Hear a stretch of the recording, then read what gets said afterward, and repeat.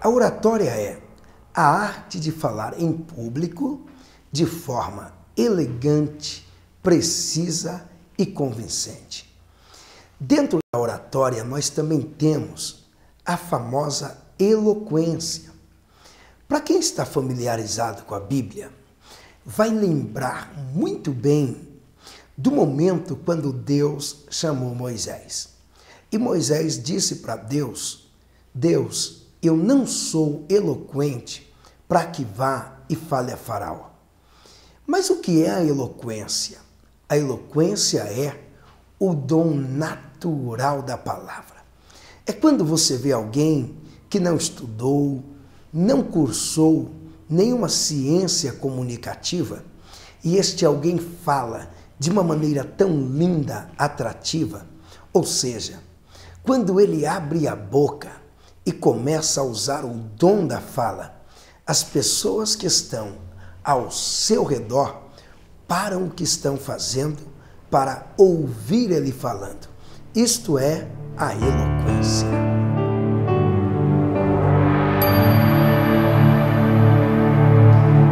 Grandes oradores. Fiz questão de destacar para vocês 4 grandes oradores que marcaram gerações. Eles marcaram a sua época e também marcaram a nossa época. E o primeiro grande orador que eu faço a questão de destacar e apresentar para vocês, ele era um judeu chamado Jesus Cristo. Em Jesus Cristo nós encontramos uma característica maravilhosa. O que eu destaco em Jesus era o seu poder de comunicar as verdades do Evangelho de maneira que atingia toda a sociedade. Jesus comunicava suas parábolas e os seus ensinamentos para pessoas ricas, pessoas pobres. Jesus comunicava suas verdades para ambos os sexos, coisas que na antiguidade não acontecia. Mas Jesus conseguia ensinar homens e mulheres e até mesmo as crianças, porque a linguagem que Jesus usava, a forma dele apresentar o seu discurso, era uma forma simples e convincente. Então o orador, ele precisa ter a simplicidade que Jesus tinha na hora de conduzir o seu discurso. Mas eu fiz questão de destacar outro grande orador. E o nome dele é Arão. Esse Arão é famoso na Bíblia Sagrada porque ele é o único homem de quem o próprio Deus disse que ele falava muito bem. Lembra na Bíblia que Moisés havia dito para Deus: eu não sou eloquente. Então Deus disse para Moisés: isso não é problema, Moisés, porque você tem um irmão chamado Arão que fala muito bem. Em Arão nós encontramos algo semelhante ao que Jesus tinha. Arão conseguia falar com Faraó, que era o rei, o monarca, o majestade do Egito, e esse mesmo Arão que falava com Faraó, que era o rei, ele tinha a mesma habilidade de conversar com seu povo, os hebreus, que estavam sendo escravizados no Egito. Então ele era um orador tão bom, que ele era bom falando egípcio e também era bom falando o idioma de nascimento, o idioma do seu povo, dos hebreus. Então em Arão a gente aprende isso, conversar tanto com os intelectuais como conversar ou transmitir o discurso para os leigos.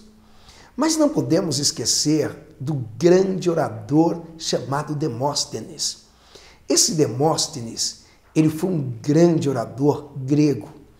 Apesar de ter muitas dificuldades e limitações, ele fez questão de declamar poesias e discursar na beira da praia. E ele lutava para falar mais alto que o bramido do mar. Agindo assim, ele conseguiu se tornar um grande orador. Mas não podemos esquecer do grande orador romano chamado Cícero. Cícero marcou a sua época, se tornou um orador respeitado, reconhecido. E eu convido você a estudar um pouco mais acerca desses 4 grandes oradores. Eu sei que você vai aprender muito com eles, assim como você já está tendo pouco contato através do curso, para que você tenha vontade e desejo de conhecer mais profundamente Jesus Cristo como um grande orador, conhecer Arão, que além de ser um grande orador, era um líder religioso, ele era um sumo sacerdote. Você também vai pesquisar mais a fundo acerca de Demóstenes, não esquecendo do grande orador romano Cícero. Assim, você conhece 4 grandes oradores.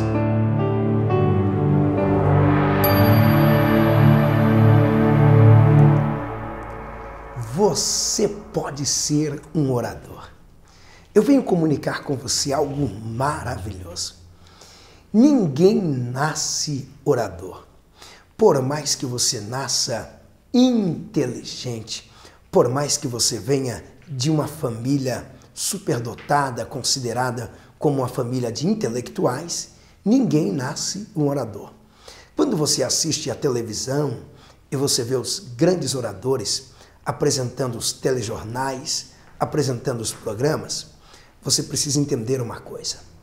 Todos eles aprenderam e desenvolveram em si a arte da oratória. Eles não nasceram daquele jeito. Por isso que você não pode ficar limitado, preso às suas falhas, às suas fraquezas ou até mesmo deficiências. Tudo isso pode ser superado. E desde que você não seja mudo, você pode ser um grande orador. Eu não disse que você pode ser um orador. Eu disse que você pode ser um grande orador.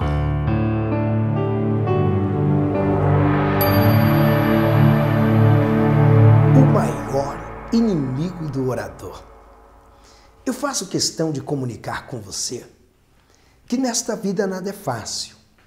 Inimigos nós teremos em tudo aquilo que nós formos realizar. E na oratória você tem um grande inimigo. Mas qual é o maior ou o grande inimigo do orador? Será que o grande inimigo do orador é o seu porte físico? Será que o grande inimigo do orador é o ambiente onde ele foi criado, onde ele vive, ou o seu grau de escolaridade? Será que o grande inimigo do orador é o seu vocabulário falho ou fraco? Não. O maior inimigo de um orador, ele chama-se o medo.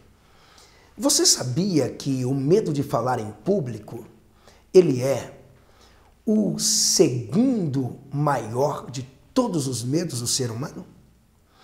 O primeiro maior medo que o ser humano tem é o de cometer erros. E o segundo grande medo é o medo de falar em público. Eu conheço homens que são valentes, homens que gritam dentro de casa, gritam no campo de futebol. Eu conheço mulheres que são boas de argumento, conversando com seus filhos como mães, como irmãs, como amigas. Mas quando chama essas pessoas e colocam-a diante de uma plateia, as reações do medo começam a florescer. Tremedeira, insegurança, o olhar cabisbaixo, sempre para baixo, suor nas mãos, nos pés, tudo isto mostra o medo. Agora, de onde vem esse medo de falar em público? Segundo alguns especialistas e profissionais, Eles dizem que o medo nasce de algumas situações. Primeiro, da autocomparação negativa. Quando você começa a olhar para o auditório e olhar para o seu perfil e fazer o julgo ou o juízo precipitado. Também se pode usar a comparação negativa quando você se compara com outro orador. Por exemplo, você se compara com um orador muito famoso, muito preparado. Então, quando você começa a se comparar com ele, você vai vendo o quanto ele é superior a você dentro da sua autocomparação, o medo começa a florescer. E o medo tem origem no diálogo entre os dois lados do cérebro. Por exemplo, quando você está diante de uma plateia, diante de uma igreja, e de repente você começa a dialogar o lado direito do cérebro com o lado esquerdo. Geralmente o lado esquerdo é o que apresenta as propostas do pessimismo, enquanto o lado direito apresenta o otimismo. O lado esquerdo mostra a dúvida e o lado direito mostra a fé. Então o lado esquerdo do cérebro diz: o seu discurso hoje vai ser um fracasso. Quando o lado direito acredita, de fato, o medo começa a sobressair e ser alimentado. De repente, o lado esquerdo diz: essa plateia não está com vontade de te ouvir. Se o lado direito acredita, o medo é fortalecido. Agora, quando o lado direito rebate as ideias do lado esquerdo, e o lado direito diz: eu estou pronto para falar, eu me preparei para isso, eu sei o que eu vim fazer aqui, eu estou firme, seguro no meu propósito. Logicamente que você vai estar preparado para apresentar bem o seu discurso. Então, para você vencer o medo de falar em público, primeiro você tem que acreditar no seu potencial, acreditar em você. Segundo, você precisa estudar, porque lógico que se você não estudou o discurso e não se preparou, o medo é mais que evidente e é muito mais que esperado. O medo se torna natural, com muita força, dominando o orador que não se preparou. Então, primeiramente, você faz isso. Mas lembrando que junto com o medo, ainda existe uma outra reação que também ajuda mais ainda a fortalecer o medo. E o que é? É o nervosismo. O sistema nervoso que está atrelado a todos os movimentos do corpo, a todas as atitudes do corpo. Quando o medo vem à tona, o sistema nervoso é todo agitado. E quando o sistema nervoso é agitado, ele se manifesta com reações físicas. Alguns secam a garganta, dá uma sede terrível, uma vontade incontrolável de beber água. Você também pode ter vontades de ir ao banheiro. Tudo isso está atrelado ao nervosismo. E o que você vai fazer então? Quando perceber que o nervosismo veio, a primeira coisa que você vai fazer é isso: sentar. Ou, aliás, talvez você já esteja até mesmo sentado. Então você relaxa o corpo. Relaxando o corpo, mantenha a cabeça alinhada na linha do horizonte. A cabeça estando na linha do horizonte, você inspira profundamente assim, ó.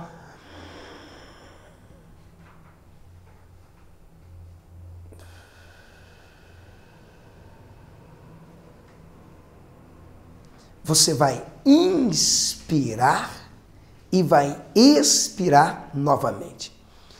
Quanto tempo eu tenho que fazer isso? Faça isso com cautela até que você perceba que o seu corpo já está mais tranquilo, o sistema nervoso já não está tão agitado.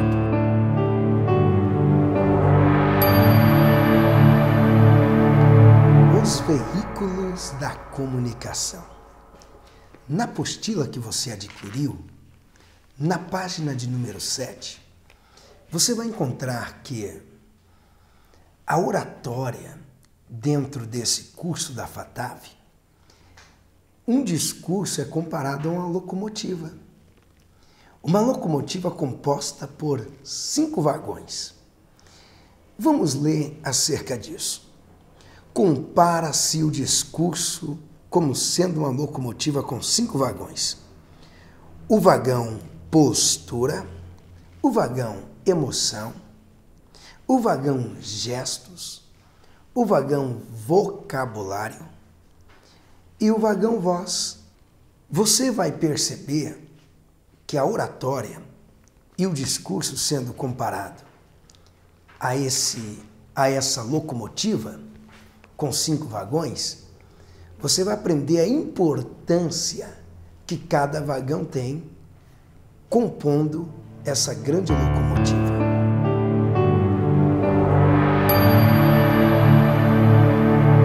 O primeiro vagão da locomotiva que compõe o discurso é o vagão postura. A postura está relacionada à posição do corpo. Lembre-se que a sua postura, ela é observada durante todo momento pelo auditório, pela plateia. Você, como um pregador da palavra, quando você chega na igreja onde você vai pregar, a primeira coisa que as pessoas olham é a sua postura. A maneira como você anda, como você se assenta, como você se porta. A sua postura gera expectativas no auditório. Constantemente nós encontramos oradores, pregadores, com uma postura desajustada. Por exemplo, com os ombros caídos, cabeça baixa, andando de uma forma desajustada e desequilibrada, corpo torto, completamente desalinhado. Tudo isso acaba prejudicando o discurso desse pregador, gerando na plateia devaneios. O que é um devaneio? É quando a mente das pessoas sai do ambiente da reunião. Por exemplo, enquanto o orador está com o corpo torto, alguém está perguntando: por que será que ele está com o corpo torto? Isto é um devaneio. Ou então, alguém começa a imaginar: será que ele tem algum problema na coluna por manter o corpo assim o tempo inteiro? Isso é um devaneio. Mas eu quero passar para você um dos grandes segredos da postura. Preste bem atenção nisso. Você vai precisar, primeiramente, de uma parede. É muito fácil você treinar a postura e aplicar este segredo. Vamos comigo?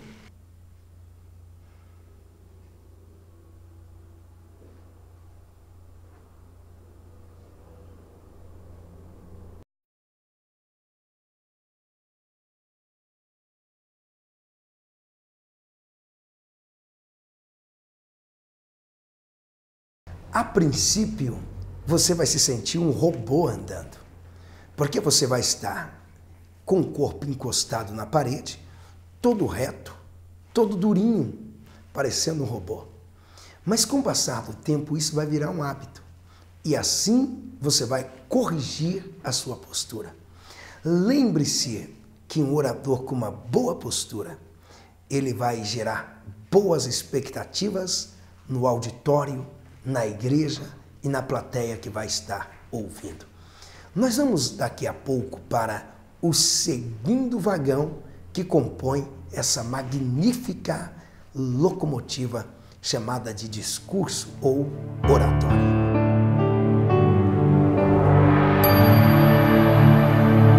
Vagão emoção. A emoção precisa estar equilibrada. Você não pode ser um orador mal-humorado, cara feia, completamente fechado, sem graça. Você não deve jamais ser aquele tipo de pregador que, ao sentar no púlpito da igreja, não consegue esboçar nenhuma reação de satisfação. Porque no meio do culto, às vezes é cantada uma música, e no meio dessa música tem uma frase que é engraçada, que mexe com o humor da plateia. Você não pode ser aquele pregador que cerre o semblante, tudo fechado, de maneira que as pessoas olhem para você e elas rejeitem você. Porque a sua emoção, ela demonstra que você é alguém mal-humorado. Logicamente que o humor, ele é oscilante. Ó, semelhante a uma montanha-russa. Tem dias que o orador acorda assim, ó, rindo à toa.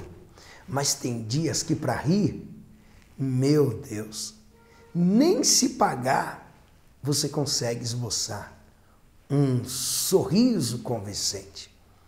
Porque o nosso humor é oscilante. Então o que o orador tem que fazer para manter o seu humor e a emoção equilibrada? Ele precisa recorrer a exercícios.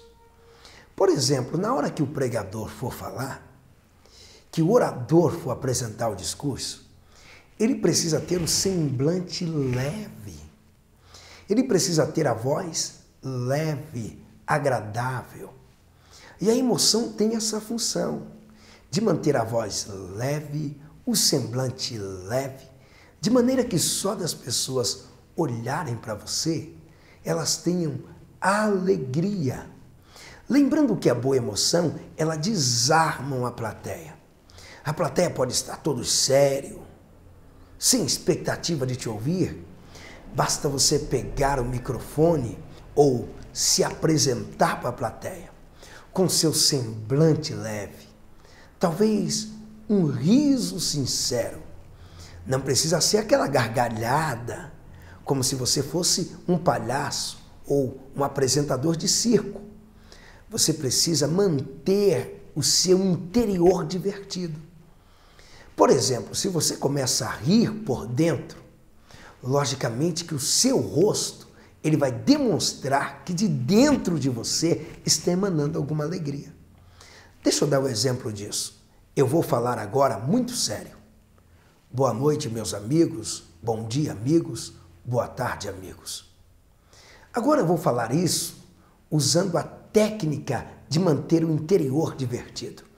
Boa noite, amigos. Boa tarde, amigos. Bom dia, amigos. Eu estou rindo por dentro. Automaticamente, a minha voz flui leve, meu semblante fica leve. Tudo isso faz parte da emoção. Recorra também a exercícios físicos. Isto vai ajudar você a ter o corpo relaxado e a emoção equilibrada. Lembrando que o orador mal-humorado jamais vai conseguir conquistar uma plateia. Você precisa manter a emoção bem equilibrada e o seu humor em alta. Quando ele estiver em baixa, faça de tudo para erguer esse humor através da emoção equilibrada.